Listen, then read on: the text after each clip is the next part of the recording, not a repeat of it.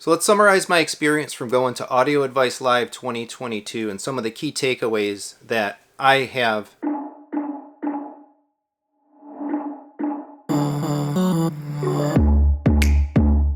So I think one of the coolest things about being there was just being able to sample so much stuff. There were dozens and dozens of brands, all these different listening rooms, and I heard so many speakers, X times more brands and models than I've ever heard in my life. And one of the things that really stands out with me is there's really no substitute for, if you want big sound, room filling, dynamic sound, there's no substitute for a big speaker. So on premise, they had at least, I think, 5 speaker pairs, as tall as, very expensive too, but bigger, as tall as or bigger than I am. Speakers from Piega, RBH, Klipsch, Sonus Faber, and Martin Logan. And man, these things just envelop you, pound you with awesome, dynamic, rich, room-filling sound. There were also some other towers there from Revel. They had some Focal Contas, my first chance to actually listen to those. And I wouldn't say that I'm feeling regret, but I definitely feel a little bit of a difference in my living room when I had been considering keeping my Focal Electra towers versus switching over to the 1000 series in-walls. And I don't know, I really liked the presentation of so many of these big tower in-room speakers again. I kind of, over the last several months, maybe forgot what that sounded like and what that was to experience. I love the integration and all of that, the cleanliness of the in-walls, and I really like the way my living room looks and presents itself. But man, there's an adage, I don't know if it came from Detroit or whatever, but like a muscle car adage for engines, right? There's no replacement for displacement. You want big room-filling soundstage sound, then you're going to naturally be able to accomplish that better from a larger cabinet speaker that has some presence to it. Now, I don't know what that means for me going forward in the future. I'm happy with the integration and the in-walls and all of that stuff in the theater for sure, but I don't know. Someday, again, I might prefer to have some big towers, some big floor standers actually in a living room. I'm very eager to hear more speakers as time goes by. The second thing that I took away is kind of a confirmation, I would say.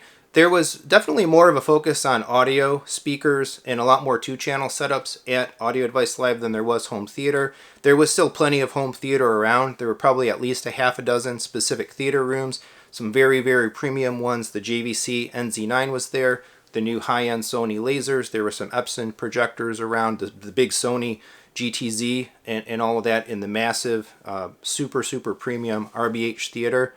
But it's been a few months now since I've been in a theater space where the speakers were not behind the screen. So I redid my room several months ago. Of course, I've been using it that way since. I have the Focal 1000s behind my Seymour acoustically transparent screen. And experiencing the theater setups at the show, the majority of which, I think all of which actually, except for one, had the speakers in the room in the center channel down below a larger screen. I could tell right away that I don't like that anymore. So I definitely got a confirmation, and my recommendation to anybody watching the channel, planning theater builds and all of that stuff, if you're doing a multi-channel surround sound dedicated projection-based home theater environment, prioritize putting those speakers behind the screen. It anchors the sound. It presents the entire theatrical audio-video presentation just the way that it should be. And as I sat in these other demo spaces at the show with the center channels below, my brain-ear connection really could tell the difference after now having been used to experiencing an acoustically transparent screen with the speakers behind it. So I would never build a theater space again, projection-based theater space, without putting my speakers behind the screen. In the living room, different story, or a different type of space or environment, of course, if you have flat panels and all of that.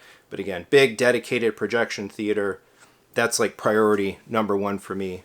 If I ever redo my room or we move and I do another room again.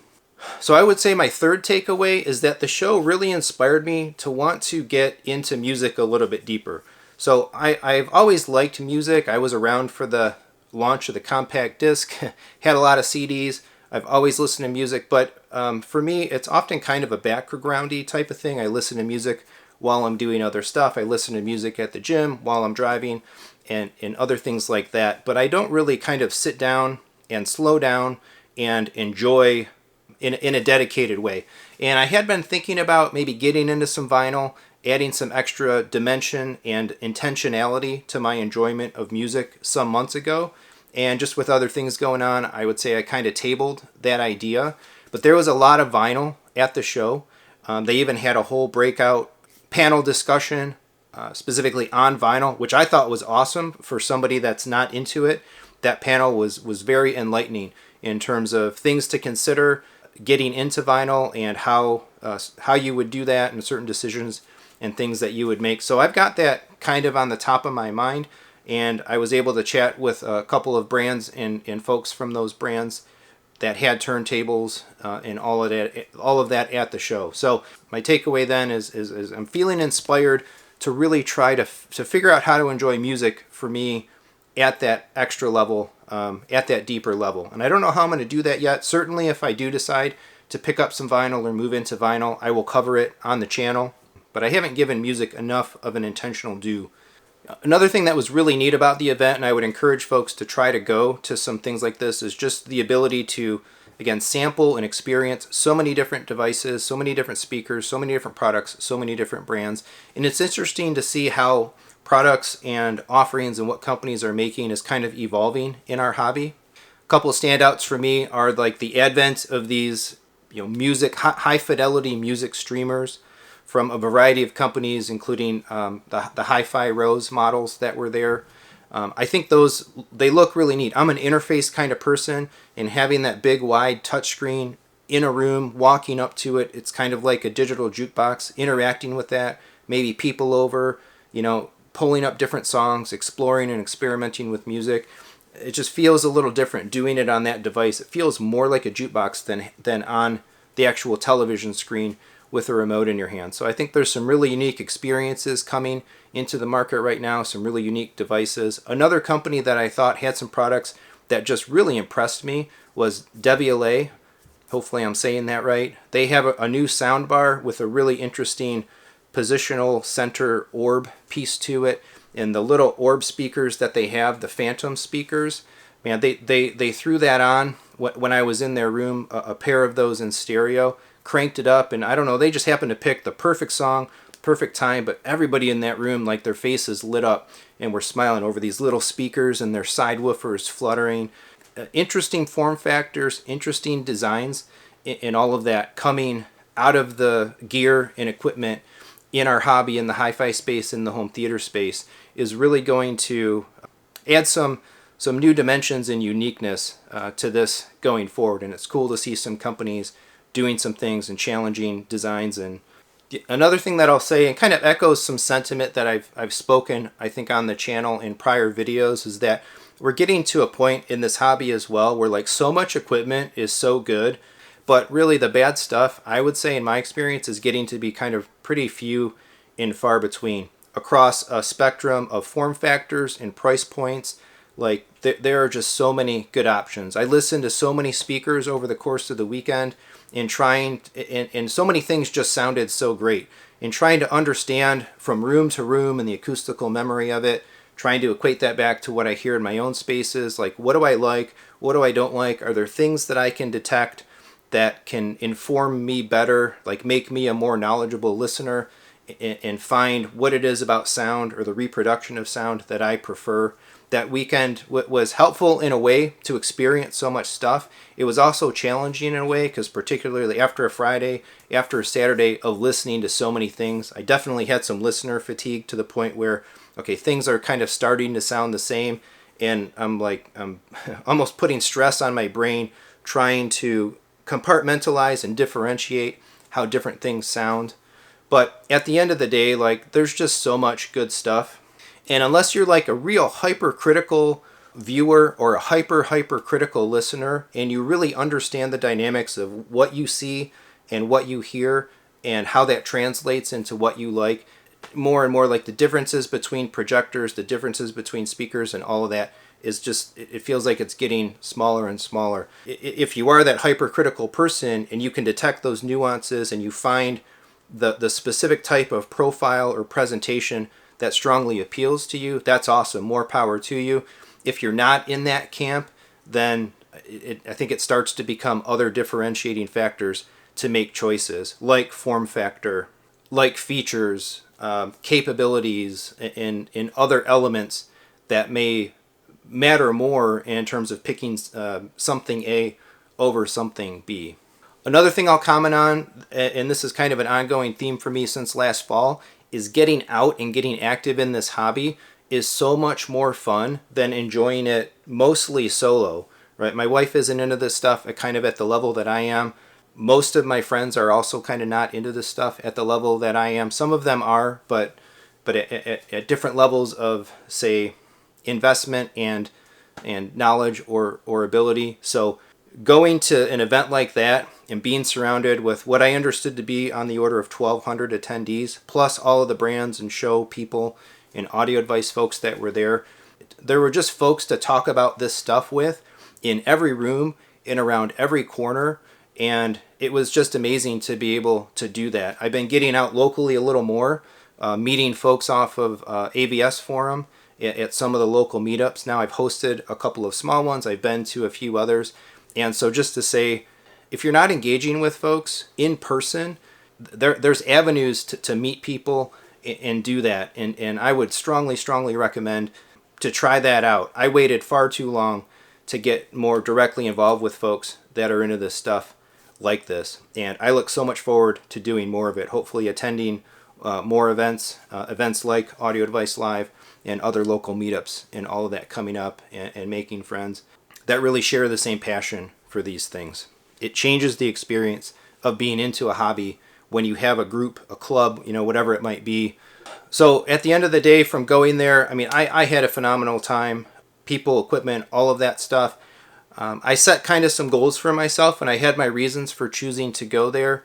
For me, for this channel, Techthusiasm as a brand, my interest and enjoyment in all of that of this hobby, any expectations and goals and thoughts that I had were just absolutely exceeded. Youthman and a friend of his and Aaron from Aaron's Audio Corner, we went out to dinner on Saturday, got to know other YouTube folks like Cody from the Home Theater Hobbyist, got to meet Gene from Audioholics, got to meet folks that knew me from the channel. I got to meet folks at brands that were exhibiting at the show that I had maybe corresponded with, or again, knew from emails or from phone calls, but I'd never met in person before. So much relationship building, so much engagement, opening up, I think, opportunities that you'll see, collaborations and all of that coming to the channel going forward. And then that live stream we did Saturday night, thanks to all the guys that were part of that. They had all the equipment and the tools and the infrastructure to do that, and being able to jump into a 5-channel live stream with all those guys. Wow, the whole weekend. Hope to go back next year.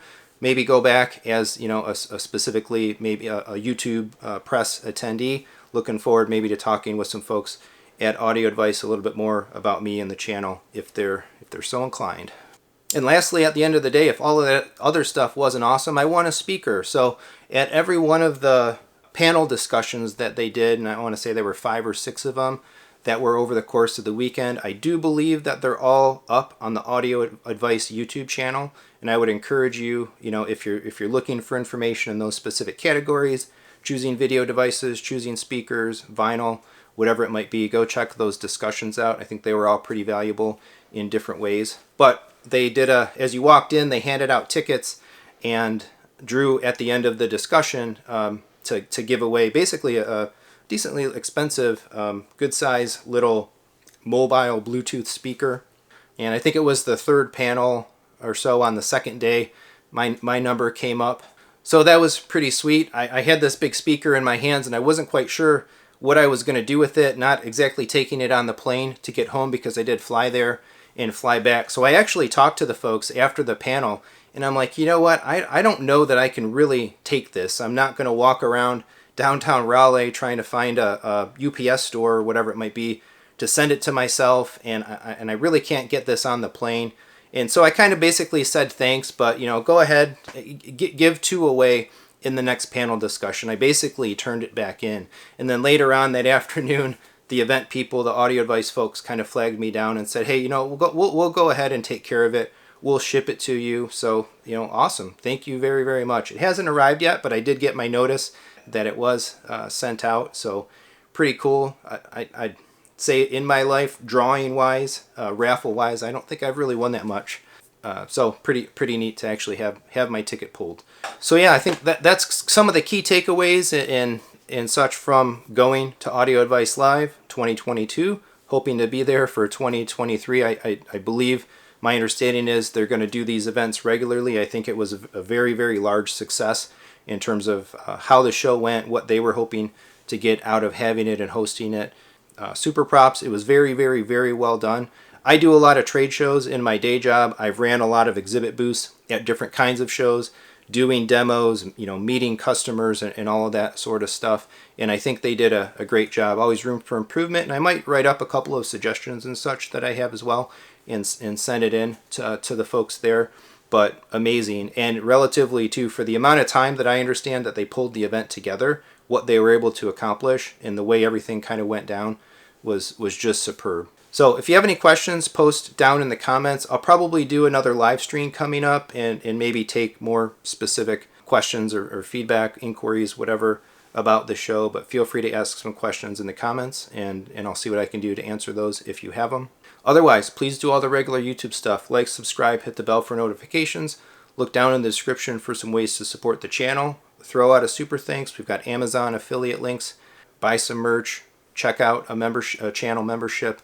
And all of that. And come on back for more home theater, hi-fi, audio, video discussion, and fun. Thanks.